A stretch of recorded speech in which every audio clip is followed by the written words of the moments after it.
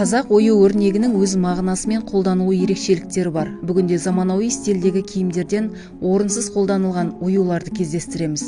Суретші дизайнерлердің айтуынша, оюлардағы бояуының да өз сыры болады. Ашық, анық емес түспен боялған болса, құпия жазу екенін аңғара аласыз. Ою композициясына сай көк, аспан түсі, ақ шындық символы, сары даналық, адамгершілік, мұң белгісі, жасыл жастық пен көктемнің белгісі. Ою өрнектерді салған кезде түстердің бір-біріне сәйкес келуі жіті қадағаланады.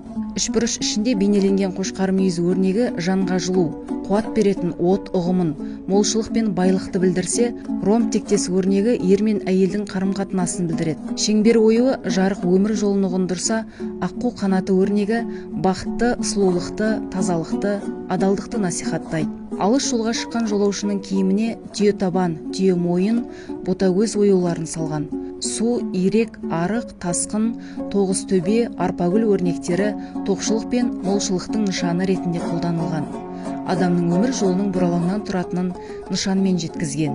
Қазақ қолданбалы өнерін зерттеуші ғалымдар халқымызда ұлттық ою өрнектердің 230 түрі бар екенін алға тартады. Солардың ішінде ұлттық өнерде ең кең тараған түрі мүйіз тектес ою өрнектері екен. Оларға қошқар мүйіз, арқар мүйіз, бұғы мүйіз, қырық мүйіз, қос мүйіз, сыңар мүйіз, сынық мүйіз, төрт құлақ, түйе табан, сыңар өкше, қос алқа, қос қанат, қаз табан сынды ою түрлері жатады. Қолөнер шеберлері аталған ою өрнектерді шебер үйлестіріп, күнделікті тұрмыста жиі пайдаланған.